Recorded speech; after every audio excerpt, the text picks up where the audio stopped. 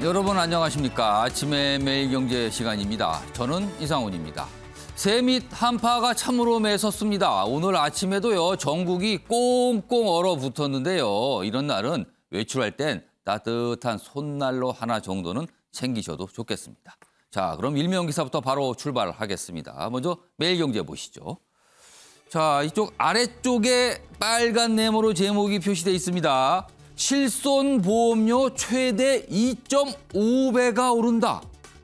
보통 뭐가 오르면은 뭐 많아야 한 20-30% 이건데 그 정도가 아니라요. 최대 2.5배가 오른다는 겁니다. 자, 인상률 이번 주 결정될 듯한데요. 이게 그러면 민간 기업들하고요. 정부하고 뭔가 논의 과정이 있을 거라고 합니다. 5년 갱신 고령층의 경우 타격이 클 듯하다. 굉장히 많이 오를 수 있다. 이런 기사가 오늘 많이 실려 있습니다. 그 옆에 사진까지 있는데 마저 보겠습니다. 윤석열 국민의힘 대선 후보의 부인 김건희 씨 어제 기자회견을 갑자기 했어요. 이렇게 좀 뭔가 고개를 숙이는 모습인데 제목 보시죠. 모든 게 제 잘못입니다. 부디 용서를 해주세요. 어제 이런 내용의 기자회견을 했습니다. 오늘 기사가 많이 준비되어 있습니다. 다음은 경향신문 확인해 보겠습니다. 자, 지난주 금요일에 있었던 문재인 대통령의 특별 사면 내용이 발표가 됐죠. 그리고 그 대상자 중에 박근혜 전 대통령이 포함되어 있습니다. 그와 관련된 기사군요. 국민 화합 내세워 특사를 남발하고 있다. 대통령 마음대로 제도 손봐야 한다. 경향신문 특사에 대해서 매섭게 질타하는 기사입니다. 좀 더 제목 보겠습니다. 법 앞에 평등, 법치 근본을 흔들었다. 박근혜, 한명숙. 특히 이 두 명에 대해서 문제를 삼고 있군요. 사면권 남용이다라는 반응을 싣고 있습니다. 87년 민주화 후 특별사면 굉장히 40회, 40회 이상 됐는데요. 동의 필요 일반 사면은 25년간 0. 그러니까 동의가 필요 없는 특별사면을 남발하고 있다. 이렇게 질타를 하고 있습니다. 투명성, 공정성 강화, 보완 절실하다. 문제 제기를 한 기사입니다. 이번엔 중앙일보 보겠습니다.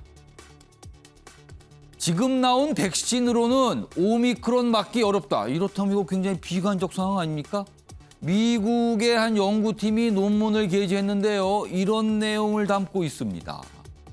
오미크론 변이 많아 항체 회피한다. 면역 증가 후에 부스터샷 필요하다. 그러니까 지금 백신 맞으면 안 된다. 뭔가 다른 방법 찾아야 된다. 그래서 새로운 백신 얘기까지 나오고 있는 상황입니다. 그런데요, 여기 보면 부스터샷을 좀 많이 맞은 곳은 좀 주춤하고 있다. 뭐 이런 기사도 좀 실려 있습니다. 마지막으로 한국일보 보시죠. 자, 여기 1단 기사인데요. 이민년 새해 맞아도 집콕해야 된다. 왜 그런가 하면요. 지리산, 설악산 못 오른다. 새해가 되면은 산의 정상에 오르셔서 해맞이를 하시는 분 많은데 올해는 어렵겠다는 겁니다. 21개 국립공원이 이틀간 2차례 폐쇄합니다. 그러니까 가실 수가 없습니다. 그냥 집에 계셔야 된다. 이런 기사군요. 우울한데요, 좀 더. 나가고 싶으신 분들 참 많고 계획하신 분 많을 텐데 어렵다고 합니다. 자, 지금까지 일명기사 짚어봤고요. 뉴스의 의미들을 짚어주시고 그 뒤에 담긴 배경까지 설명해 주시기 위해 오늘 네 분께서 자리하셨는데요. 한 분씩 소개해드리겠습니다. 자, 먼저 화면 가장 맨 왼쪽에 앉아 계십니다. 윤경호 MBN 논설위원 자리하고 계시고요. 그 옆에는 신경민 전 국회의원 나와 계십니다. 자, 그리고 세 번째 자리에는요. 오랜만에 나오셨습니다. 김경진 국민의힘 선대위 상임 공보특보단장 자리하고 계십니다. 그리고 마지막 자리에는 최경철 매일신문 편집위원 나와 계십니다. 자, 안녕하세요.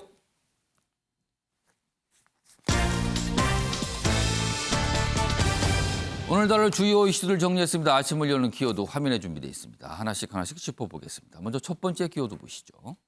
감성 호소입니다. 어제 김건희 씨 기자회견, 감성 호소, 감성에 뭔가 주안점을 뒀다. 이런 평가받고 있습니다. 두 번째 키워드 갑니다. 몸값 상승. 정치인 얘기 같아요. 안철수 국민의당 대선 후보입니다. 지금까지는 보수 정당에서만 관심이 있다 이렇게 알려졌는데 어제요 민주당 송영길 대표가요 뭔가 얘기합니다. 손잡을 수도 있지 않을까. 같이 갔으면 좋겠다. 이렇게 호소합니다. 지지율 지금 5% 정도에 머무르고 있는데 몸값이 뛰는 겁니까? 이런 기사 준비되어 있습니다. 세 번째 키워드 보겠습니다. 후폭풍입니다. 박근혜 전 대통령 사면과 관련해서 여당 내에서 뭔가 분위기 심상치 않다. 이런 얘기 자꾸 나오고 있습니다. 이재명 민주당 후보로서는 부담스러울 수도 있다는 겁니다. 마지막 키워드 보겠습니다. 진짜 코미디. 지금요.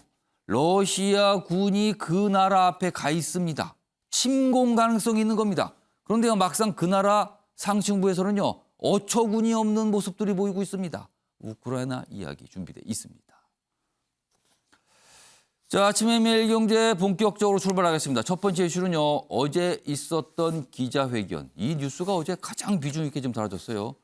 윤석열 국민의힘 대선 후보의 부인 기자회견 내용입니다. 자, 기사 두 가지 준비되어 있습니다. 보시죠. 김건희, 윤석열 당선돼도 아내 역할만 하겠다. 이게 어떻게 보면은 뭐 당연한 것 같지만 또 당연한 게 아닌 것 같기도 합니다. 후보의 본인 악재 전의를 차단했다. 어제 기자회견의 의미가 이렇다는 겁니다. 악재가 퍼지는 걸 막았다는 거죠. 자, 여기 보시면요. 김건희 허위 과장 경력 이와 관련한 사과 기자회견을 했다. 잘못을 인정하면서도 좀 약간 감정에 호소하는 모습이었고요. 지지율 빨간불에 직접 등판한 것 같다.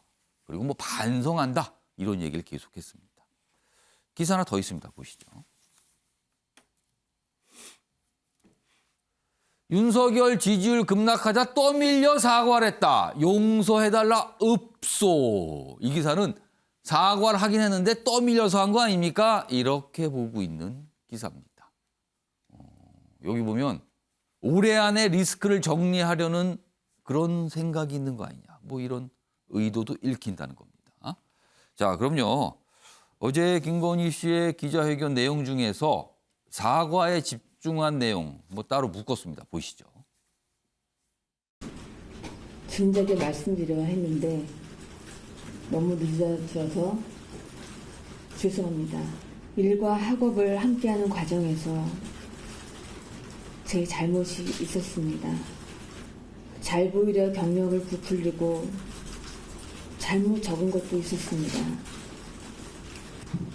모든 것이 저의 잘못이고 불찰입니다. 앞으로 남은 선거 기간 동안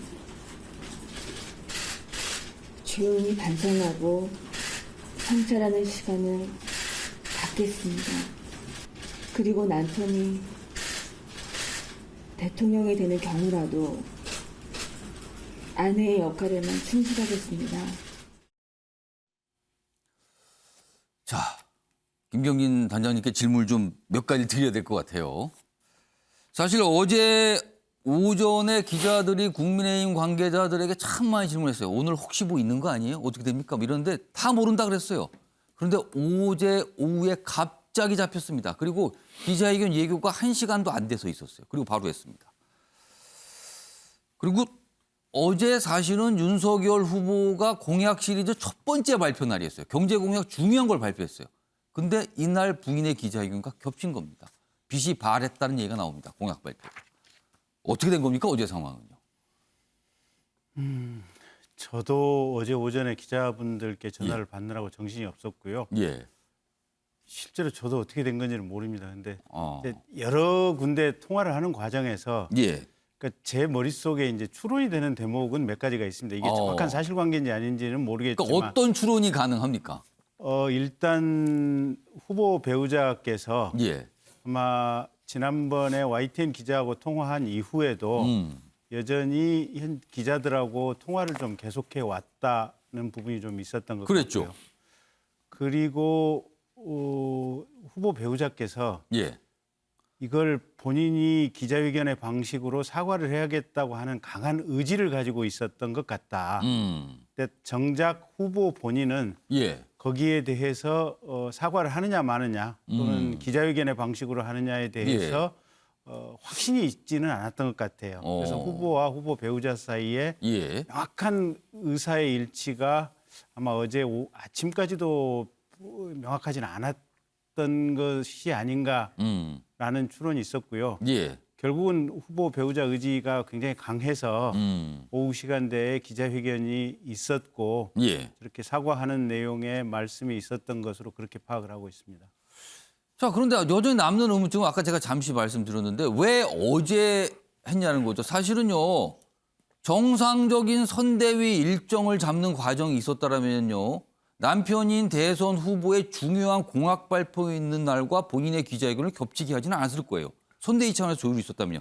그건 봐서는 선대위에서 뭔가 조율을 못했거나 손을 대지 못했다고 추론이 가능하거든요. 이건 어떻게 된 겁니까? 그 부분도 잘 모르겠는데 예. 어쨌든 선대위 조율이 없었던 건 분명한 것 같고요. 배우자의 의지가 굉장히 강했다. 예. 이렇게 파악을 해주시면 될 것 같습니다. 일단 뭐 아직 정확한 거 설명은 아직 안 나오고 있어요. 근데 일단 그 정도로 추론은 된다는 거네요. 지금요. 자, 어제 기자회견 중에서 그리고 방금 영상에서 확인을 해드렸는데요. 본인이 어떤 선거 날까지 자중하겠다. 뭐 이런 취지의 얘기를 하거든요.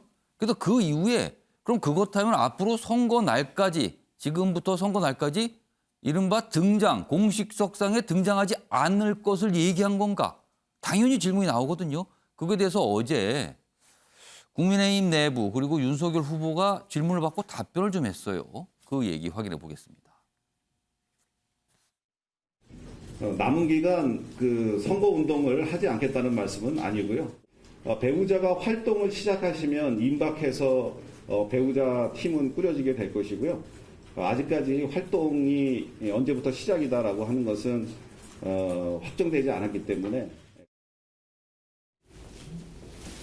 부모님 오늘 기자회견 관련해서 좀 어떻게 보셨는지 좀 말씀 한마디만 부탁드립니다. 제 아내가 국민께 죄송하다고 말씀을 드렸고 저도 똑같은 마음입니다. 네. 후보도 이렇게 별다른 설명은 안 한 거네요. 그냥 일단 그 상태 그대로 봐주세요. 뭐 이런 정도의 취지였습니다. 자, 김경인 단장님.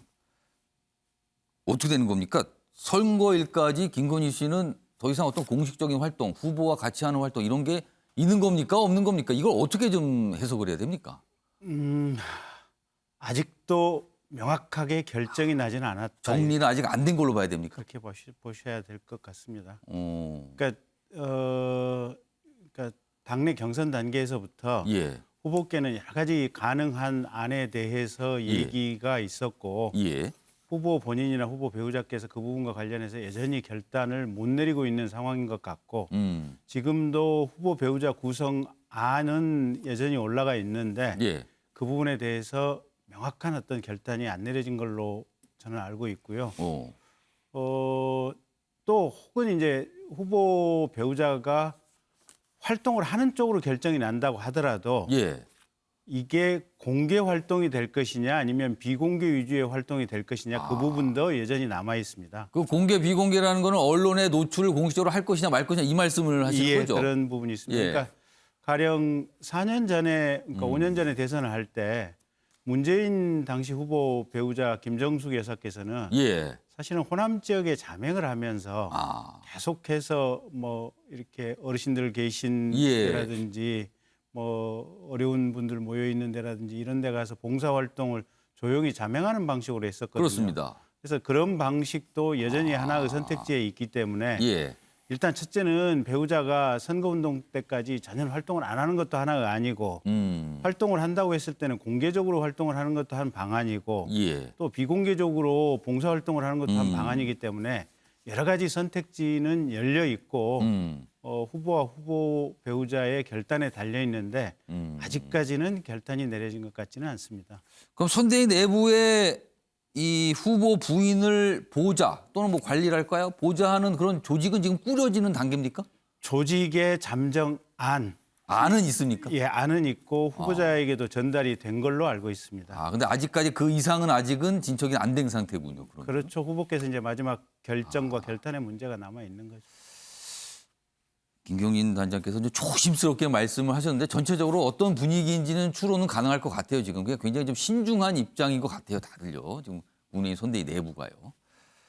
자, 기사 하나 더 이어가 좀 보겠습니다. 평가를 좀 담고 있어요. 이 기사는요.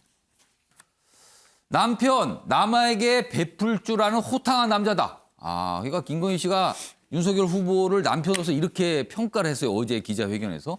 연애 시절 얘기도 했고요.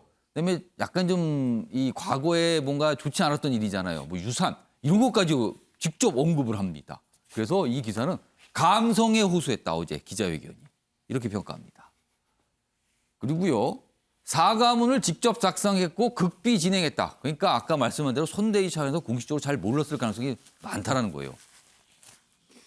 여당에서는 뭐 반응이 안 좋죠. 뭐 개사과 시즌2다. 뭐 이렇게까지 반응이 나오긴 했습니다. 자, 그럼 여기 감성 호소라는 평가를 받았는데요. 어떤 대목 때문에 그랬는지 영상으로 준비했습니다. 보시죠. 몸이 약간 저를 걱정해. 밥은 먹었냐? 날씨가 추운데 따뜻하게 입어라. 늘 전화를 잊지 않았습니다. 제가 없어져 남편이 남편답게만 평가만 받을 수만 있다면 차라리 그렇게라도 하고 싶습니다. 결혼 후 어렵게 아이를 가졌지만 남편의 직장 일로 몸과 마음이 지쳐 아이를 잃었습니다. 유교 의원님, 어제 기자회견을 한 부분, 그러니까 시기 부분, 그리고 내용과 관련된 부분 평가를 좀 해주세요. 왜 어제였느냐, 그리고 왜 했느냐 이런 거는 예. 나왔죠. 지지율이 막 급락하고 있으니까. 아. 그리고 하루라도 늦춰서는 예. 안 되니까. 음. 그럼 어떻게 할 거냐? 진정성을 담아서 해라 그랬잖아요. 예. 그래서 아마 이 감성의 호소 이런 대목이 나왔던 것 같아요. 그러니까 남편 얘기를 여러 가지 어떤 사적인 얘기까지 많이 꺼내면서. 그렇습니다. 그러나 오늘 아침 신문에 사설 포함해서 여러 톤을 종합해 보면 예. 어떤 기사에 바로 그런 점이 지적이 돼 있어요. 이게 국민에게 송구함을 드리기 위해서 표시하기 위해서 어제 입장 표명을 했다고 그랬는데 예. 남편한테 오히려 미안함을 더 많이 표시한 거 아니냐?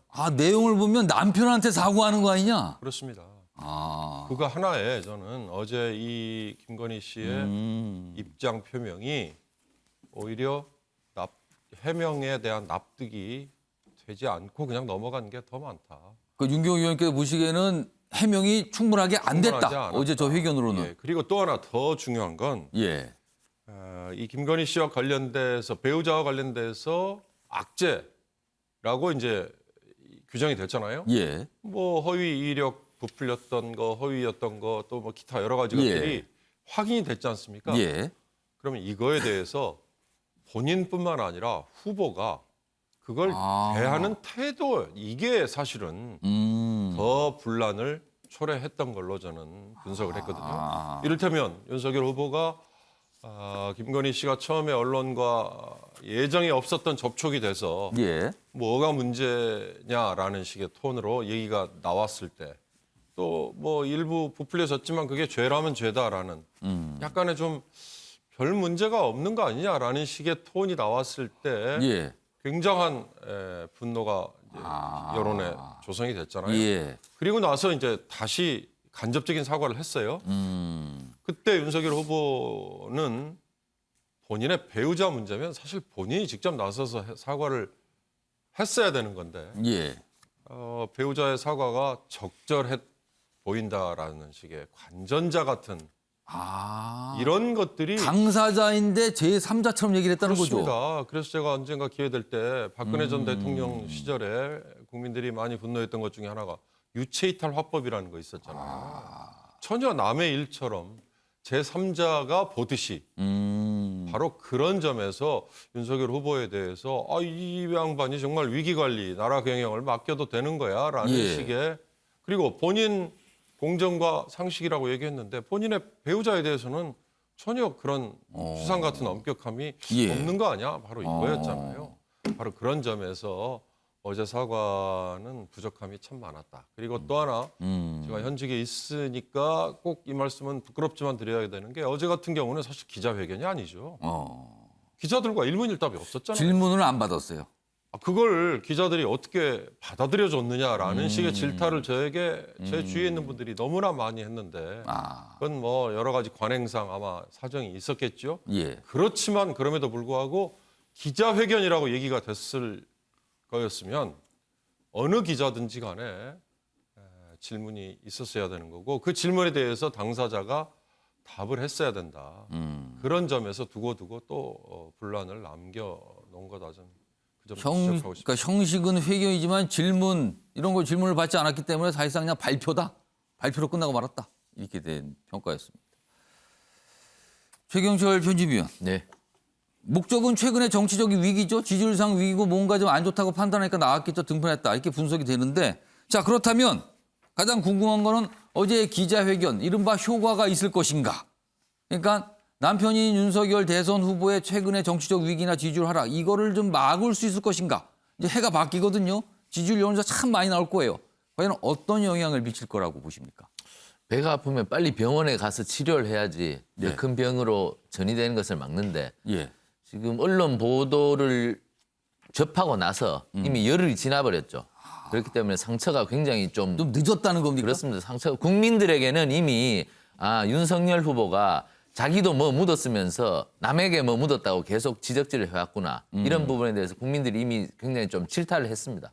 지난 열흘 이상 되는 기간 동안. 그렇기 때문에 속도 면에서 굉장히 좀 많이 늦어버렸다. 그래서 맞을 만큼 많이 맞아버렸다. 이미 다 그냥 맞았다 다. 그렇습니다. 그렇기 때문에 지지율이 굉장히 떨어져 버렸죠. 지금 뭐 오늘 아침 어떤 여론조사 결과는 뭐 10%포인트 차이 나는 이런 여론조사 결과도 나와버렸고. 예. 그러니까 이게 대비되는 게 이재명 후보와 대비되는 겁니다. 이재명 후보는 새벽에 언론 기사가 뜨면 바로 아침에 사과를 합니다. 오전에 사과를 하는 경우도 있어요. 그렇습니다. 바로 그냥. 그렇습니다. 그렇게 예. 속도감을 높여버리면 쓸데없는 루머가 확산되는 것을 막을 수가 있다는 거죠. 예. 지금 이 루머든지 진실이든지 SNS를 통해서 계속 퍼지거든요. 예. 그러니까 이 확산 속도가 굉장히 빠르다는 겁니다. 그렇다면 빨리 병원에 가서 주사를 맞아야 되는데 지금 뭐 전이가 전이될 대로 돼서 병원에 가면 병원의 의사 선생님이 자꾸 큰 병원에 가라고 그러니까 이 참 쉽지가 않은 거죠. 그러면은 김건희 씨 어제 사과 기자회견이었잖아요. 네.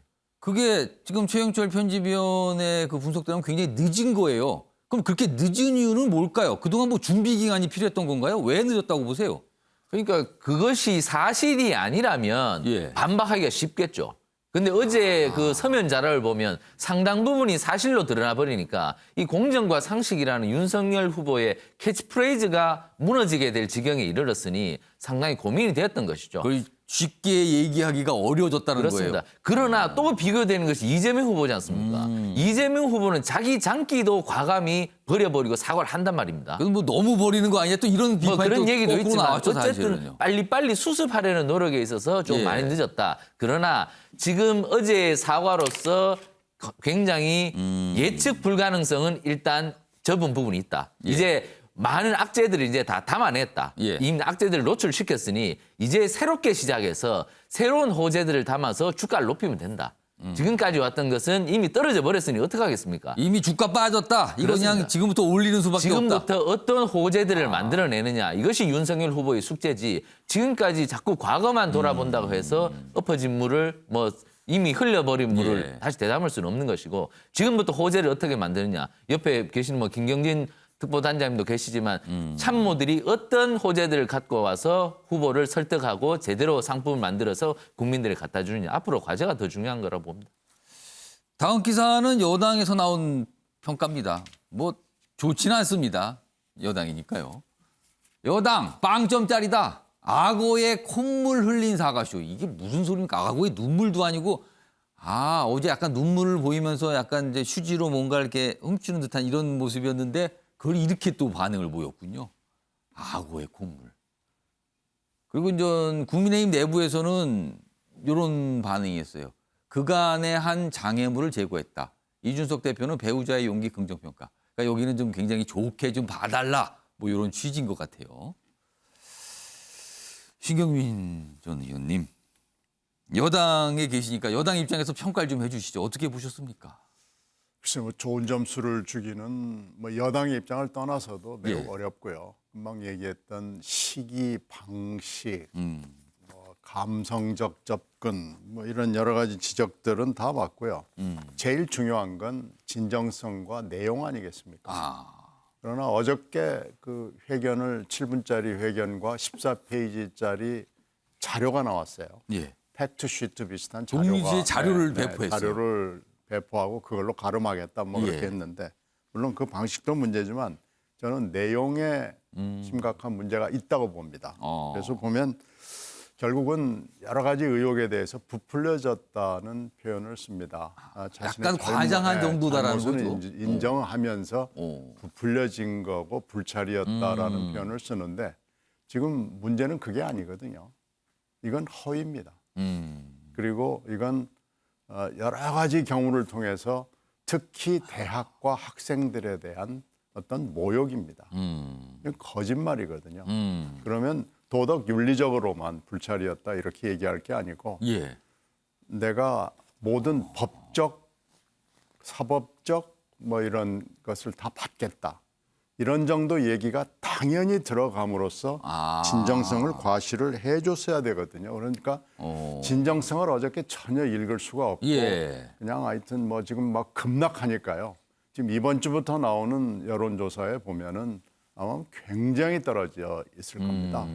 아마 당장 오늘부터 나올 텐데요. 예. 이건 뭐 아마 쇼킹한 정도 수준의 지지율이 나올 수밖에 없는 상황이고 이재명 후보의 아들 문제와 지금 이 윤 후보의 부인 문제가 공교롭게 지금 비슷한 시기에 앞서거니 뒤서거니 나왔는데 아들하고 부인 문제는 일단 질적으로 다르고요. 대응도 달랐고요. 이 사과라는 게 즉각해야 되고 수시로 해야 되는 것도 있지만 제일 중요한 건 진정성인데 어저께 사과는 여러 가지 면에서 문제가 많았지만 가장 큰 문제는 진정성이었습니다. 진정성을 전혀 찾아볼 수 없다는 점에서 다시 사과가 필요할 겁니다. 지금 윤 후보의 사과가 1차 있었고 어제 김건희 씨 사과가 2번째 있었습니다마는 사과를 다시 해야 될 거고요. 14페이지짜리 그 원고 자료를 쭉 꼼꼼히 읽어보면은 저 그걸 몇 번 읽어봤어요. 거기도 진정성이 없습니다. 전혀 진정성이 없고요. 특히 제가 지금 좀 이상하게 생각하는 건 줄리 부분에 대해서 마지막에 굉장히 길게 굉장히 많은 내용으로 설명을 많은 했어요. 내용을 했고 예. 이재명 그 안 씨라는 부분이 열린공감 TV에 나와서 얘기한 분에 뭐 이재명 후보 부분에 대한 것까지 그건 사실 필요 없는 부분인데 안 씨라는 부분에 신뢰성을 떨어뜨리기 위해서 굉장히 긴 자료를 내놨는데 그것도 하나하나 읽어보면 좀 이상합니다. 이렇게까지 해야 될 필요가 있는 것인가? 라는 느낌이 들고요. 그 라마다 르네상스 호텔에 그 볼케이노라는 룸사롱 얘기가 나오는데 일반인은 도저히 알 수 없는 그 볼케이노의 운영 체계나 엘리베이터 접근 뭐 이런 것까지 있어요. 5층에 리크레이션 센터, 6층에 기계실 그래서 그 라마다 르네상스 호텔이 지금 없습니다. 지금 그게 허물어졌거든요. 그러니까 그 내부 구조나 운영까지 몇 년도에 어떻게 조 회장이 했고 하는 것까지도 그 자료에 들어가 있어요. 그래서 이건 또 뭐지? 이건 어떻게 해서 알게 됐나? 누가 지나치게 조사했나? 너무 자세하게 상세하게 뭔가 적어놨다는 거네요. 그 볼케이노나 라마다 르네상스나 조 회장 문제가 돼 있어가지고 이건 도대체 왜 이렇게까지 해야 됐나? 하는 의구심을 오히려 자극하게 되고요. 그래서 이 기본적으로 이 김건희 씨 문제 포함해서 대응 파일 준비 태세가 전혀 돼 있지 않다라는 느낌을 치울 수가 없습니다. 그래서 앞으로 또 한 번 사과를 해야 되지 않을까 뭐 이런 전망해 주신 거예요. 김경진 단장님 하신 말씀 있으세요? 들으면서 뭘 적으시는데 뭐 발언을 하시려고 적으신 거예요? 아닙니까 그러면? 일단 이런 문제가 있었던 것 같아요. 그러니까 초창기에 벌써 한 5, 6개월 정도 됐었는데 그 엑스파일 얘기가 나왔었잖아요. 보면. 그렇습니다. 그 엑스파일의 핵심되는 부분이 지금 줄리 논란이었잖아요. 근데 그 논란의 연원은 사실은 딱 한 분에서 시작을 해가지고 그렇죠. 어떤 인물이 있었습니다. 한 분에서 시작을 해서 그거를 지금 특정 정당의 극렬 지지자들이 이거를 이제 계속해서 더 확대 재생산을 해서 여기까지 온 거 아니에요, 보면. 예. 특정 정당의 특정 후보 지지자들이 계속해서 이 줄리 관련 논란을 카톡으로 돌리고 그러니까 영상을 만들고 카톡을 돌리고 예. 이게 지금 왔었던 거 아니에요. 예. 근데 그 어떻게 보면 악랄한 허위 공격에 사실은 윤석열 후보 부부가 걸린 측면이 좀 있는 것 같아요. 그러니까 이게 그러니까 어제 배우자께서 사과를 했는데 예. 사실 보면은 삶이 고등학교 강사, 그다음에 대학교 시간 강사, 대학교 초빙 교수 이거 해보려고 어떻게 보면 본인의 이력까지 조금 이렇게 부풀리고 과장해서 쓰는 정도로 정말로 뭔가 사회적인 역할과 일을 해보려고 아둥바둥한 부분이 어제 사실은 사과의 배후 동기 아니겠습니까? 예. 근데 그런 사람이 무슨 줄리를 합니까? 근데 말도 안 되는 얘기를 사실은 특정 후보의 지지자들이 어마어마하게 물밑에서 지금 돌려왔었고 그래서 그 부분에 대해서 자세히 설명할 신경이 수밖에 없었다. 쓰이고 근데 이거를 공식화시켜서 배우자가 사과를 해야 되냐 말아야 되냐 그 고민이 사실은 엑스파일 논란이 떠오른 이게부터 지금까지 4, 5개월 동안 계속해서 저 두 부부에게 있었던 것이 지금 이 사건의 본질인 것 같고 두 번째는 그 특정 후보 또 특정 후보를 지지하는 예. 이 지지자들이 이게 지금 어제 사과했던 내용들이 대체로 20년 전부터 10년 전 내지는 한 13년 전 얘기들입니다. 보면 1997년, 98년, 2003년, 뭐 2005년, 2007년 뭐 이 정도까지 일이거든요. 아니 그러지 않습니까? 보면 그러면 아무리 꼼꼼하고 기억력이 특출하고 모든 것을 저장하는 사람들도 그게 벌써 20년 전 일을 그렇게 상세하게 누가 기억할 수 있을까? 본인이 그걸 자료를 가지고 있으면 그걸 어떻게 기억을 할 수 있겠습니까? 그래서 저 문제가 제기가 되면 본인으로서는 자료 찾을 수 있는 만큼 찾아보다가 안 찾아주면 방법이 없고 찾을 수 있으면 거기서 이게 당시에 어떤 상황이었지 이거를 하는 건데 문제는 그래요. 보면 사실은 이게 지금 이게 언론에서 공적 문제 제기를 했고 15년 전의 상황에 대해서도 김건희 씨 15년 전, 20년 전의 상황에 대해서 대통령 후보의 배우자니까 문제 제기할 수 있다고 봐요. 근데 그거에 대해서 15년, 20년 전의 상황에 대해서 문제 제기를 했을 때 그러면 대한민국에 누가 그걸 그때 당시에 20년 전에 이런 문제였다, 이런 상황이었다고 시원하게 분명하게 자료를 가지고 설명할 수 있을까요? 그래서 이거는 어쩌면 이 문제 제기는 언론과 민주당의 국회의원들이 제기를 했지만 사실은 여기에 대한 해명이나 답변은 구조적으로 굉장히 어려운 것이었고 특정 후보의 지지자들이 이 부분을 15년 전, 20년 전 일이라는 것을 의도적으로 감춘 채 이 문제를 과도하게 지금 공격을 했었던 측면이 있고 어쨌든 그러나 저러나 김건희 배우자 본인의 입장에서 봤을 때도 정확하게 상황을 기재해야 되고 정확하게 이력과 경력 또 어떻게 보면 수상에 참여했던 과정들을 기재했어야 되는데 그 부분에 대해서 본인이 뭔가 해보려고 하는 욕심이 있어서 과장을 하고 어떻게 보면 조금 부풀린 게 있었기 때문에 그 부분에 대해서 분명히 사과하고 잘못했다라고 하는 것이 핵심이다. 이렇게 봐주시면 될 것 같아요. 자, 김경진 단장께서 뭘 적으시나 했더니 이 얘기를 좀 강조해 주고 싶어서 그 부분을 좀 주목해 달라. 뭐 이런 국민의힘 선대위찬에 좀 당부를 보입니다, 지금요. 말씀하신 근데 선대위를 떠나서요. 예. 아니 한 인간으로서도 아니 살아온 이력이 사람의 맥락이 있지 않습니까? 예. 저 김건희 씨 저는 이게 요건 오히려 검증 공세에 옆에서 이제 지켜보면서 무슨 생각이 들었냐면 저렇게 대학교 가서 강의 한번 해보려고 아둥바둥했던 사람에 대해서 무슨 술집 종업원을 했다고 그냥 특정 후보의 지지자들이 이게 대치기로 지금 뭘 하고 있는 거 아니겠습니까? 보면 아니 이게 옛날에 김대엽 사태 다 떠오르는 장면들 아니겠습니까? 그것도 15년 전, 20년 전의 상황을 꺼내서 이런 더 얘기 안 하겠습니다. 그러니까 뭔가 문제가 있는 점이 있는데 그 문제가 발생한 이력과 배경이 있는데 그 배경을 좀 주목해 달라 지금 또 한번 강조를 하셨어요, 지금요. 근데 이게 정치권에서 공방은 이렇게 쉽게 살아날 것 같지는 않아요. 지금 신경미 전원께서는 사과 한번 둬야 될 거다. 약간 이런 전망까지 내놓으신 상황입니다.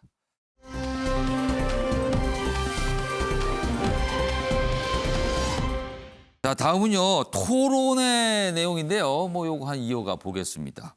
주말 동안에 윤석열 후보도 그렇고요. 이재명 후보도 각각 뭔가 이 인터뷰 형태로 뭔가 얘기를 많이 했어요. 근데 이 과정에 토론과 관련된 얘기가 나왔거든요. 먼저 기사로 하나 보겠습니다. 이윤 토론의 신경전이다. 이렇게 돼 있습니다. 윤석열 토론회, 이거 대선 토론회 서로 공격만 한다. 싸움밖에 안 난다. 그러니까 뭔가 필요성에 대해서 잘 못 느끼겠다. 경선 때 해보니까 뭐 별로더라. 약간 이런 취지의 얘기를 인터뷰에서 합니다. 그러자 이재명 민주주의와 정치의 본질을 이해 못하는 거 아닙니까? 뭐 그런 반응을 하세요? 약간 이런 반박이에요. 자, 그럼요. 먼저 윤석열 후보의 이야기부터 확인해 보겠습니다. 토론을 하면요. 예. 또 서로 공격 방어를 하게 되고 예. 자기 생각을 제대로 설명하기가 어렵습니다. 실제 해보니까 16번 해봤잖아요. 네.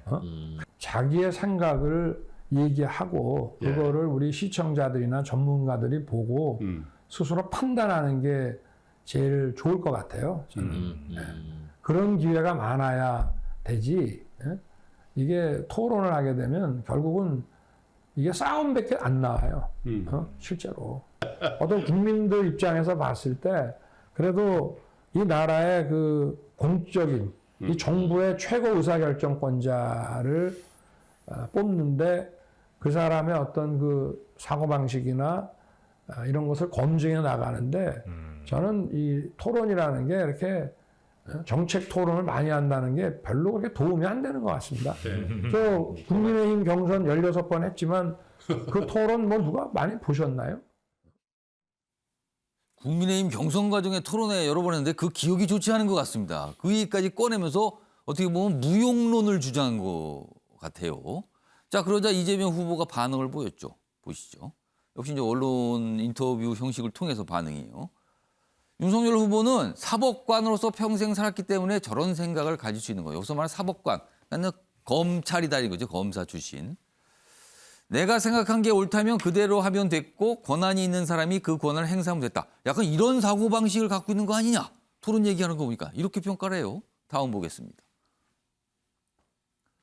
500만 원만 내면 대선 법정 토론 안 나와도 된다. 실제로 워낙 안 나오려 하니 그런 게 있다. 혹시 이런 거 아닙니까? 또 이렇게까지 얘기를 해요. 신경민 전 의원님. 토론 무용론을 주장한 셈이 됐어요, 지금요. 뭐 의도는 또 다른 데 있을 수 있지만요. 경선 과정에 좀 안 좋은, 토론에 대한 안 좋은 기억도 좀 작용한 것 같고요. 이거 어떻게 좀 받아들이세요? 토론에 뭐 문제가 있죠. TV 토론이라는 게 우리나라 대권이나 각종 선거에 도입된 이후에 보면 토론에 문제는 있지만 토론은 안 하는 것보다는 하는 게 좋다라는 결론은 이미 나 있고요. 신경민 전 의원께서는 경선 과정에 토론, 이 TV 토론 이런 거 좀 준비를 많이 후보에게 도움을 주셨잖아요. 2012년 대선 토론부터 민주당의 토론에 관여를 했고요. 그전에 MBC에 근무할 때는 서울시장 토론 등등에서 각종 토론에 관여를 해서 토론에 어떻게 보면 90년대부터 토론에 쭉 여러 가지 입장에서 관여를 했는데 일단 안 하는 것보다는 하는 게 좋습니다. 단 너무 많은 토론 물론 좋지 않습니다. 그리고 토론에도 여러 가지 형식이 있습니다. 패널들이 주도하는 토론도 있고요. 토론에 참여하는 후보들이 주도하는 토론도 있고요. 그래서 각종 여러 가지 형식은 섞어서 하는 게 좋은데요. 이게 지금 여러 가지 문제가 있다가 보니까 선관위 토론이라는 게 제도화돼 가지고 무조건 3번은 하게 돼 있습니다. 필수죠, 대선의 경우에는. 그래서 이걸 만약에 거부하면 과태료를 500만 원 내는 걸로 돼 있고요. 지금까지 한 번도 이런 적은 없었습니다. 무조건 선관위 토론을 하는 걸로 돼 있고요. 박근혜 대통령 때 선관위 토론밖에 하지 못했습니다. 박근혜 대통령이 당선됐을 때 그 당시에 문재인 후보였고 정의당의 이정미 후보가 나와가지고 두 번은 이정미 후보가 나왔는데 마지막에는 양자 토론으로 좁혀졌거든요. 그런 경우가 있었는데 그때 이제 토론을 거부하느니 마느니 하는 얘기가 잠깐 나왔지만 실제로는 했죠.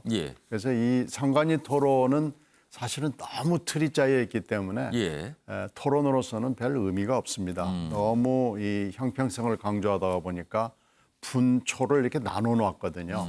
그래서 실제로는 좀 자유로운 형식의 토론, 그 대신 전제가 있습니다. 너무 후보가 많이 나와도 안 되고요. 2인이 가장 이상적이지만 예. 두 사람이 어렵다면은 4인을 넘어가면은 토론 자체가 굉장히 산만해지고 예. 내용이 흩어지거든요. 그래서 그건 좋지 않고요. 하여튼 토론은 많이 하는 게 좋고 형식을 논의해 봐야 되고 그런데 이것도 진정성을 담아야 됩니다. 예. 후보들이 나와가지고 뭐 아무 얘기나 그냥 뭐 하늘의 별을 따다 줄게 식으로 얘기하는 것은 예. 그 토론의 품격과 질을 떨어뜨리는 것이기 때문에 예. 토론을 어떻게 할 것이냐를 놓고 진지하게 토론을 해서 내용이 있고 적당한 형식과 횟수를 한다 그러면은 토론해야죠. 자, 김경진 단장님. 네. 그러면은 사실 토론에 대한 거부감이 많은 것 같아요, 지금 윤석열 후보가. 그리고 사실은 국민의힘 경선 때도 토론을 하느냐 마냐 이 문제 갖고 참 신경전이 있었는데 이번에 또 그러는 것 같은데 그러면은 법정으로 정해진 3번의 의무적인 토론 이거 말고는 다른 토론은 없는 겁니까? 지금으로선?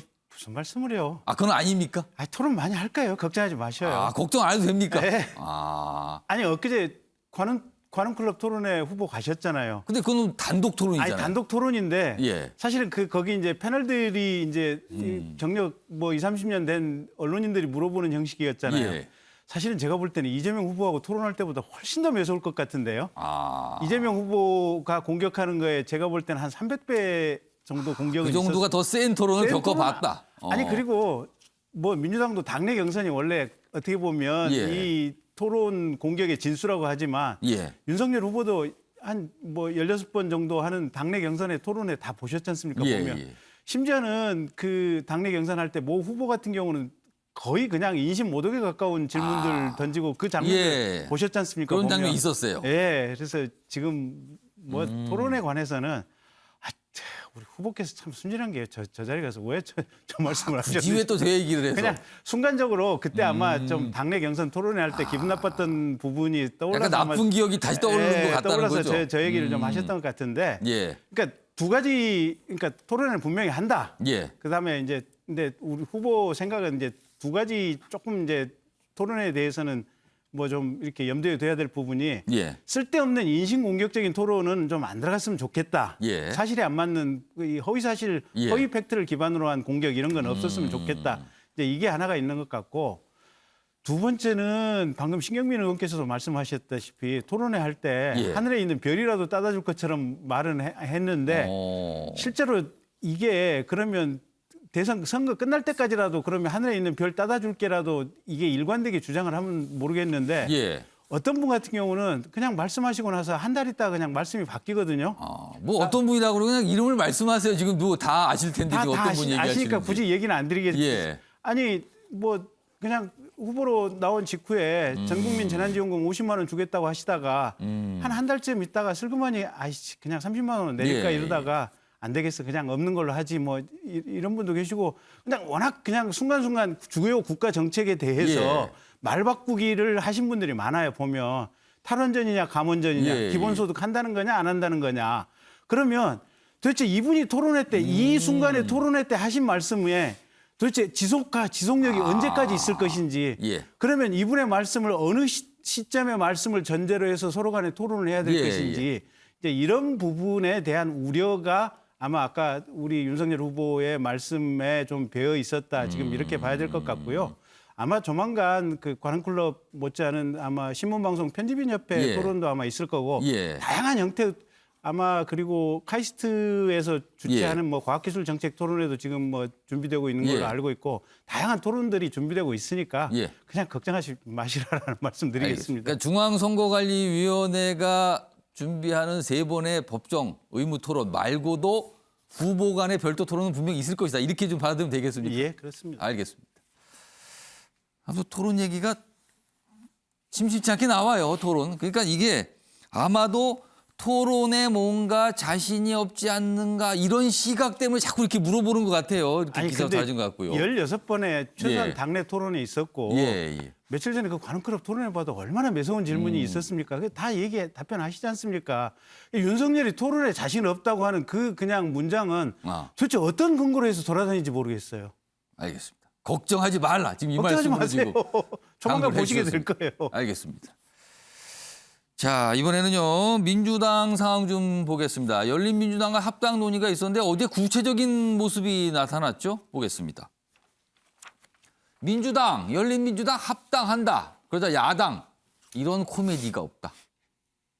그러니까 이 코미디한 뜻은 뭡니까 지금 이게? 뭐 이런 반응이에요. 아래로 갑니다. 야당 반응인데요. 이재명 후보 말로만 조국 사과했군. 최강욱, 김의겸과 다시 한 식구. 요 두 인물은 조국 전 장관에 대해서 강력한 어떻게 보면 지지 뭐 이런 거 하는 입장을 그동안 냈거든요. 그러니까 이게 뭐 사과한 게 사과 맞습니까? 또 이렇게 지적을 합니다. 그리고요. 합당 조건에 3선 초과 제한이 있어요. 그러니까 국회의원은 딱 3번만 하고요. 그 이상 못 합니다. 이거를 아주 규정으로 만듭시다. 조건을 낸 건데 이게 되겠니라는 거죠, 지금요. 자, 그럼요. 어제 이 사진에 담긴 모습이 있었거든요. 그 모습을 영상으로 확인해 보겠습니다. 열린민주당이 내걸었던 열린공천을 포함한 여러 가지 정치사회개혁 의제에 대한 요구사항을 민주당이 대승적으로 수용해 주신 점에 대해서 매우 의미 있고 감사하고 뜻깊게 생각합니다. 그런 준비된 후보, 이재명 후보를 중심으로 저희 더불어민주당과 열린민주당이 하나로 통합되어서 국민의 요구에 부응할 수 있도록 최선을 다하겠습니다. 유교 의원님, 평가해 주시죠. 두 정당의 합당. 별 영향이 없다고 저는 봅니다. 없다. 표심에 별 영향이 그렇습니다. 없다. 그러니까 구여권의 결집이다 이렇게 평가하는데 사실 뭐 집토끼들끼리 그냥 다시 손잡는 이 여권의 입장에서 보면 예. 근데 저는 21대 국회가 2020년 4월에 선거가 있었고 지금 절반도 아직 지나지 않았습니다만 21대 국회에 가장 어떻게 보면 부끄럽고 추악했던 면이 위성정당이잖아요. 예. 준연동제 비례대표, 준연동형 비례대표제라는 제도를 도입하면서 지금의 야당이 먼저 미래한국당이라는 거 만들겠다고 그러니까 여당이 자기들도 맞불을 놓는 예. 식으로 더불어시민당이라는 만들었잖아요. 예. 그러면서 그 와중에 따로 나왔던 게 이 열린민주당이었는데 열린민주당 사실 면면들을 보시면 알지만 청와대에서 뭐 문재인 대통령 바로 곁에서 비서관을 했던 사람들도 있었고 예. 결국은 조국 전 장관에 대해서 가장 적극적으로 조국 수호라는 이름과 그 입장 그 이미지가 강하죠. 예, 그 이외에는 사실 기억이 별로 없지 않습니까? 다시 원점으로 돌아가면요, 이 열린민주당 역시도 예. 크게 보면 이 위성정당의 범주에서 벗어나지 못했다. 왜? 당시의 선거법 제도에서 지역구의 후보는 제대로 내지도 못하고 또 지역구에서 득표를 얻지도 못하고 예. 비례대표에서만 표를 얻어서 국회의원 몇 명 건진 이런 거니까 이런 식의 이 선거법의 빈틈이나 선거법의 기형적인 걸로 정당이 발을 디뎌서 가는 건 예. 지속 가능성이 별로 없다.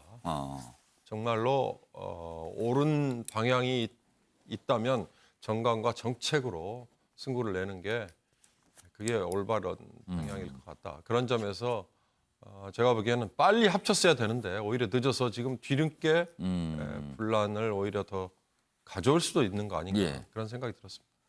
자, 최영철 편집위원. 네. 이 합당의 조건 중에 하나가 3선 초과금지다. 국회의원들 3번까지만 할 수 있고 그 이상 못하게 된다.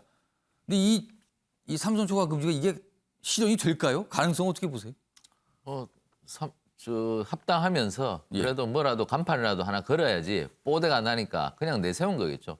3선 초과 제한이라는 게 뭐 실현 가능성도 없을 뿐더러 예. 그리고 뭐 당내 반발이 너무 커서 저게 뭐 사실상 추진이 어려워. 지금 3선 하시는 분들이 당연히 반발하지 않을까요? 그렇습니다. 그렇고 뭐 저게 사실 뭐 헌법적으로 따져도 참정권의 제한일 가능성이 크기 때문에 그 부분이 법적으로도 여러 가지 위헌 논란이 쌓일 가능성이 있습니다. 그렇기 때문에 뭐 여러 선진국에서 3선 제한을 하는데도 거의 없을 뿐더러 미국 같은 데 보십시오. 굉장히 다선 의원이 많고 지금 조 바이든 대통령 같은 경우가 대표적인데 그런 뭐 선진국에서도 그러한 모델들이 있는데 그러한 모델을 거꾸로 가서 하겠다는 것 자체가 굉장히 실현 가능성이 낮은 것인데 예. 왜 저렇게 내놨느냐? 뭐 국회 개혁을 한번 하겠다는 그런 뭐 간판을 내건 것인데 저분들이 국회 개혁을 하겠다고 목소리를 낼 자격이 있는 것인지 사실 윤경호 선배님도 지금 말씀하셨다시피 저분들은 개혁의 대상인데 개혁의 주체가 아니라 개혁의 주체처럼 마치 삼선 개헌을 해야 된다고 얘기하는 것 자체가 조금 뭐 오늘 제목처럼 좀 코미디에 가까운 것이 아닌가. 연동형 비례대표제 저건 만들면서 정말 이상한 수사기관 공수처 만들어서 지금 모든 기자들의 그 통신 기록까지 다 조회하면서 엄청난 인권 침해 논란 불러일으키면서 저분들이 과연 국회 개혁을 얘기할 자격이 있는 것인지 국민들에게 혼란만 준 부분에 대해서 사과는커녕 저런 행동을 한다는 것에서 많은 국민들이 좀 이상하게 생각할 예. 것이라고 저는 봅니다. 또 공수처가 모든 기자 했다니까 또 거기서 뭐 반박할 수 있어요. 모두는 아니고 아무튼 많은 기자들 뭐 지금 통신이 들여다봤다. 어떻게 된 내역에 대해서 봤다. 이런 보도가 계속 나오고 있죠 지금요. 다음은요. 안철수 국민의당 후보가 등장하는 기사가 있어요. 송영길 대표가 갑자기 이야기합니다. 안철수의 러브콜. 이게 뭡니까? 갑자기 제3지대인데 여기에 먼저 손을 내밀어요. 안철수 대표는 그동안 국민의힘하고 뭐 관계가 있는 거 아니냐 이런 거 아니었습니까? 송영길 대표, 안철수, 이재명과 결합이 가능하다. 내각제 요소 활용하면 된다. 이게 무슨 소리입니까? 그 뭐 총리 뭐 이런 얘기를 하는 걸까요? 막상 근데 이재명 후보는 아직 깊이 생각 안 해봐. 그러면 송영길 대표 혼자 얘기한 걸까요? 뭐 이런 내용들이 좀 있습니다. 이 얘기 좀 해보겠습니다. 김경진 단장님, 이게 안철수 후보가 이재명 후보, 그러니까 민주당과 뭔가 손을 잡고 같이 가는 거 이게 가능합니까? 어떻게 전망하세요? 글쎄요, 뭐 하늘 아래 불가능한 게 뭐가 있겠습니까? 예. 그리고 여의도에 떠돌던 뭐 여러 가지 이제 속칭 뭐 루머라고 하는 것들이 있었는데 벌써 저 얘기가 한 2달 전부터 떠돌았던 게 심상정 후보를 경기도지사로 공천을 하고 안철수 후보를 서울시장으로 공천을 하는 방식의 지방선거 때 내년. 예. 그걸 소문입니까? 그냥 그게? 소문이죠. 그걸 매개체로 해서 민주당이 후보 단일화의 어떤 구도를 만들어낸다. 예. 이런 얘기들이 벌써 한 2-3달 전부터 떠돌아다녔죠. 이른바 빅딜 소리인가요? 그런 걸 그렇죠. 통상? 예. 근데 저는 그게 구조적으로 실현 가능성이 쉽지는 않다고 보는 게 일단 안철수 대표 같은 경우는 민주당에 대해서 정말로 뼛속 깊이 실망감을 가지고 있고 예. 또 지난번 그러니까 올해 서울시장 선거에서도 국민의힘과 단일화를 했었지 않습니까? 예. 근데 다시 민주당 이재명 그러니까요. 후보와 단일화를 한다고 그게 하는 가능할까? 것은 너무 이게 조금 성격이 좀 이질적인 성향이 좀 포함되어 있어서 쉽지가 않은 부분이 하나가 있고 예. 정의당 같은 경우는 저게 아까 이제 연동형 비례대표 선거법 개정된 이후에 사실은 정의당은 기대가 컸었는데 예. 그때 결국은 정당 쪼개기 방식으로 해서 가장 손해를 봤던 게 정의당 아니겠습니까? 뭐 배신감까지 느꼈다라는 그런 얘기도 나와요. 예, 그래서 정의당 입장에서는 이 지금 거대 180석에 가까운 민주당 체제 이거를 반드시 깨야만 정의당도 기회가 오고 대한민국의 정치 세력 간의 균형이 온다라고 하는 이런 부분에 대해서 인식이 워낙 확고하기 때문에 저 부분은 지금 현재 이재명 후보라고 하는 한 후보를 가지고 이번 대선을 돌파하기 어렵다 보니까 다양한 아이디어 차원에서 민주당 내부에서 품을 수 있는 모든 사람을 다 품어야 된다라는 얘기는 돌고 있지만 실제 심상정이나 또 안철수 입장에서는 그렇게 쉽게 받아들이기는 어려울 것이다. 이렇게 개인적으로 예상을 하고 있습니다. 이경민 전 의원께는 안철수 후보와 이재명 후보가 손을 잡아서 뭐 단일화 내지 이런 걸 할 가능성. 뭐 시간이 많지 않아서 가능성만 딱 짚어주세요. 어떻게 보시는지. 현재로서는 가능성이 높아 보이지는 않습니다. 송영길 대표 왜 이런 얘기를 꺼냈습니까? 지금 뭐 윤 후보의 지지율이 급락하기 때문에 상황 변동은 있을 수 있는 거죠. 그러니까 뭐 시나리오를 우리가 쓰는 것은 정치권에서는 뭐 자유로운 거고 한번 생각해 볼 수 있는 일이긴 하고 또 미리 점을 좀 찍어 놓는 것도 괜찮으니까요. 전술 전략적으로는 해볼 수 있는 제안. 상대 경쟁 후보가 조금 요새 위기니까 한번 전술 전략적으로 딱 꺼내본다. 이런 취지는 있어 보인다는 거지만 두 분 다 가능성에 대해서는 조금 비관적으로 보시나요? 그러니까 가능성이 낮다고 보시네요, 지금 이 상황에 대해서는요. 아무튼 좀 주목을 좀 받았어요, 어제요.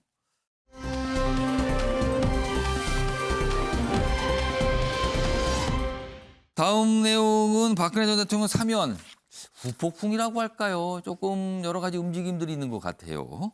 기사 하나 있습니다. 만만치 않은 사면 후폭풍, 이재명 정권 차별화 원팀 전략 강화한다. 그러니까 강성 지지층의 중도층까지 심상치 않은 민심에 난감하다. 그러니까 이 사면에 대한 약간 부정적인 입장을 가진 지지층들이 있다는 거죠. 민주당 지지층입니다. 그리고 중도층도 그다지 탐탁치 않게 여기는 거 아니냐. 그럼 이렇다면 이게 이재명 후보에게 부담이 될 수 있거든요. 여기 밑줄 좀 보겠습니다. 그동안 이재명 후보는 사면을 반대했어요. 근데 이 후보가 사면 직후에 대통령 결정을 존중한다면서 입장을 선회한 것. 이것도 사실 또 난감한 상황 아니냐 이렇게 돼 있습니다. 이 얘기 좀 잠깐 해보겠는데요.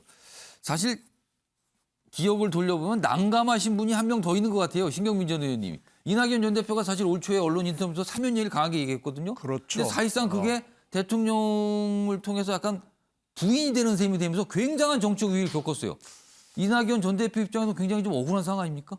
억울한 정도가 아니고 뭐 내상을 엄청 그때 세게 입었죠. 1월 1일 이제 그 통신사 회견에서 그게 보도가 됐는데 굉장히 크게 알려졌단 말이에요. 그 실제로 언론 회견이 있었던 것은 1년 전입니다. 지금 무렵입니다. 예. 딱 1년 전. 미리 한 거죠, 그러니까. 크리스마스 이후에 했기 때문에 사실 그 당시에 1월 1일 아침자 보도가 나가면서 엄청난 일들이 민주당 내외에 전 전국을 다 흔드는 아주 경랑의 사건이었죠. 예.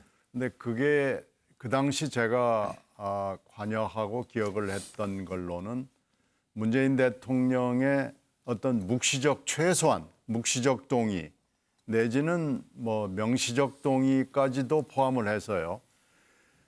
문재인 대통령의 어떤 조그만 힌트라도 없었다면 가능했던 일은 아니었다고 봤고요. 1월 17일에 이제 신년 기자회견이 청와대 회견이 예견돼 있었기 때문에 1월 17일 회견에서 어느 정도의 시사는 있을 것 아니겠느냐라는 기대가 있었습니다. 그러나 현실은 그렇게 돌아가지 않았고 그것이 이낙연 당시 예비 후보의 아주 지지도가 급락하는 사건으로 번지게 됐습니다. 그래서 그 여러 가지 그 뒤에 벌어졌던 사안으로 보면은 지금 현재 명분이 그 당시에도 그대로 유지가 됐다고 봅니다. 예. 지금 통합과 건강 얘기가 나오는데 그 당시에도 건강이 좋지 않았고요. 예. 뭐 고령이고 뭐 지금보다는 지병이 조금 예. 덜했지만은 지병이 충분히 있었고 그래서 통합 얘기로 명분을 삼았으면 하는 여러 가지 이 당 내에 기대가 있었습니다만 그렇게 돌아가지 않았습니다. 따라서 지금 현재 상황이 그대로 똑같다고 본다면 이 문 대통령의 결단은 오래된 것이고 존중을 받았으면 하는 것이 저희들 생각입니다. 알겠습니다. 이낙연 전 대표가 조금 뭔가 억울하게 됐다. 그 얘기 좀 상황 설명 좀 해주셨어요. 자, 최영철 편집위원. 근데 이 문재인 대통령의 박근혜 전 대통령 특별사면 윤석열 후보 입장에서는 이게 짐이자 뭐 득이자 여러 가지 복잡한 상황이 된다. 그러니까 왜냐하면 윤석열 후보가 검찰 시절에 박근혜 전 대통령 수사와 탄핵 사실 결정적 역할을 했다. 이런 평가를 받는 상황에서 이게 사면이 됐기 때문에 이게 굉장히 어렵다. 이런 평가가 나오는데 어떻게 좀 평가하시겠습니까? 저는 아까 김건희 씨 부분도 윤석열 후보가 얻은 수확은 불확실성의 해소라고 얘기했습니다. 예. 박근혜 전 대통령과의 관계도 이번 사면을 통해서 불확실성의 해소라는 수확을 거둘 수가 있다. 윤석열 후보 입장에서는.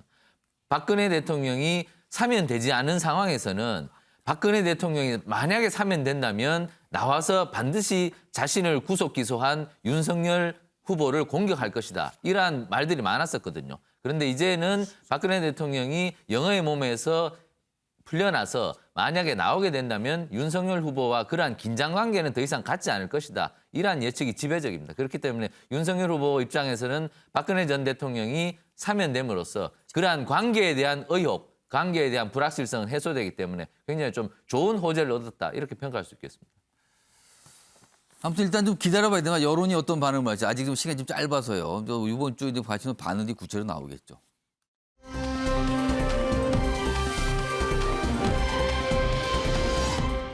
다음은요 간단하게 뭐 해외 소식 좀 보겠는데요. 우크라이나 얘기예요. 여기 정부 상황에 대해서 좀 설명한 기사가 있는데 오늘 눈길을 좀 잡았습니다. 코미디 같은 우크라이나. 코미디. 안보 보좌관은 작가가 하고 있고요. 정보국장은 PD 출신. 이게 안 맞는 거 아닙니까? 근데요, 우크라이나 대통령은요, 코미디 배우 출신이에요. 정부 요직, 특히 외교 안보 요직에다가 본인이 코미디 배우일 때 같이 일했던 동료들을 앉히고 있답니다. 왜냐하면 믿을 사람은 측근밖에 없다는 이유로. 근데 지금 우크라이나는 러시아가 침공을 할 수도 있다라고 굉장한 국가적 위기에 맞고 있어요. 근데 이렇습니다. 대통령 되자마자 요직 측근들을 세워 대통령궁 실장은 영화 제작사 대표. 코미디라고 하고 있습니다. 김경진 단장님. 네. 이게 나라가 어떻게 된 겁니까, 이게 그러면? 그러니까요. 그러니까 최근 한 6개월 기간 동안에 러시아가 한 20만 정도의 가까이 되는 군대가 와 있다고. 예, 군을 우크라이나 국경선으로 다 지금 이동을 시켰고 예. 거기다가 러시아 대통령께서 결국은 적대적인 발언을 서슴지 않고 있는 그렇습니다. 이런 상황이거든요. 예. 그래서 전쟁이 곧 날 것이다라고 하는 얘기들이 지금 어마어마하게 들리고 있는데. 근데 이 자리들은 그 전쟁과 직접 연관된 우크라이나의 요직 아닙니까? 그렇죠. 근데 모르는 거 아니에요, 이분들은 그런 거? 그러니까요. 근데 지금 젤렌스키 대통령 자체가 사실은 본인이 코미디 배우 출신이고 예. 대통령이 되게 된 게 코미디 배우로서 성공했던 정말 이 국민의 예. 종이라고 하는 프로그램이 있었는데 예. 이 프로그램의 시청률이 뭐 한 40~50%대 어마어마했습니다. 거기서 대통령 역할을 한 겁니까? 거기서 이제 뭐랄까 국민이 싫어하는 부정부패를 척결하는 주인공 역할을 해서 거기서 인기를 얻고 대통령 선거에 출마해서 70% 정도의 득표를 얻고 당선이 됐습니다. 아니 그건 좋은데 참모들을 이렇게 앉히면 어떻게 됩니까? 그러니까요. 그래서 사실은 저분이 지금 국가를 제대로 보위할 만한 역량이 되느냐, 예. 우크라이나가 두 개로 쪼개지는 것이 아니냐 이런 우려를 국제적으로 하고 있는 상황입니다. 남이 나라 이야기지만 이게 주변 나라가 우크라이나를 돕는 나라들도 약간 황당할 것 같아요. 그러면 이게. 그러면 이 안보 작가 출신 안보 보좌관이 다른 나라들과 안보 협상을 하는 거잖아요. 그렇죠. 아니 뭐 잘할 수도 있지만 조금 불안한 감은 지울 수가 없을 것 같습니다. 국민들 입장에서는요. 다음요. 경제 관련 기사로 좀 바로 넘어가 보겠습니다. 많은 분들이 관심이 있으실 것 같아요. 실손보험 얘기가 있어요. 11만 원 내도 보험료가 24만 원 될 수 있다. 가파른 인상에 놀란 고객 소출한다. 실손보험 인상률 이번 주 결정인데 급등할 거라고 이제 전망이 자꾸 나와요. 윤경우 의원님. 이게 왜 이런 기사가 자꾸 나오는 겁니까 지금? 보험회사들이 지금 실손보험 때문에 적자에 엄청나게 허덕이고 있습니다. 손해를 보고 있다는 거예요? 그렇습니다. 그러니까 보험료는 가입자가 내는 돈이잖아요. 예. 보험료를 100만 원 정도 내면 지불하는 보험금이 135만 원. 그러니까 이건 장사가 안 되는 거예요. 그럼 뭐 설계를 잘못한 겁니까? 그럼 그렇습니다. 뭡니까? 설계를 잘못했어요. 실손보험 그러면 딱 떠오르시는 게 병원에 가가지고 뭔가 수술 치료를 받고 거기에 보상을 받는 이건데요. 자동차 보험하고 좀 비교를 해보시면 이해가 아마 빠를 겁니다. 자동차 보험은 본인이 사고를 냈을 경우에 일정 부분 자기가 부담하고 나머지는 보험회사에서 그런 게 있죠. 부담을 해주죠. 예. 그거에 대해서 다 산정을 합니다. 예. 실손보험이 2000년대 초반부터 나왔는데 2009년 10월 이전 가입부는 자기 부담금이 전혀 없는 상품들이 많았어요. 그걸 악용을 해서 예. 일부 병원 의원과 심지어 브로커들까지 나서가지고 보험회사에 그러면은 미처 몰랐던 이 항목들을 활용해서 과잉 치료가 되는 거군요. 그렇습니다. 과잉 치료가 되고 그걸 또 보험금을 타서 빼가는 그러다가 지금 적자가 저렇게 쌓였고요. 올 한 해만 지금 보험회사 적자가 3조 5천억 가량 될 거다. 보험업계 추산으로는 2030년까지 가면 20조 넘는 적자가 이것 때문에 생길 것이다. 어떻게 그러면 개선을 해야 되느냐? 자, 실손보험 가입을 해서 보험금을 많이 타가는 사람은 그만큼 보험료를 많이 내게 하는 거죠. 자동차 보험도 그렇지 않습니까? 사고 경력이 많은 분들은 많이 내게. 다시 보험 연 단위로 낼 때 보험료를 많이 내잖아요. 예. 그리고 이 인상률이 사실 굉장히 가파르게 올라가거든요. 이거 실손보험도 마찬가지로 지금까지 실손보험을 가입을 해서 보험금을 별로 타가지 않은 가입자는 예. 보험료 인상폭 별로 미미하게 예. 유지가 되는 거죠. 그래야 선의의 피해자를 줄일 수 근데 있는 지금은 그렇게 안 되고 그냥 다 같이 올라와 버리게 되는 거죠. 그렇지만 차등을 합니다. 그건 당연히 보험회사들이 그렇게 해야 되는 거니까 예. 보험금을 많이 타간 사람들은 이렇게 가파른 보험료 인상이 되는 거고 그렇지 않은 사람들은 보험료 인상률이 미미하게 되는 겁니다. 아무튼 뭔가 이번 주에 뭔가 인상률이 공개가 된다고 합니다. 자, 아침의 매일 경제 오늘은 여기서 마무리하겠습니다. 시청해 주신 여러분 고맙습니다.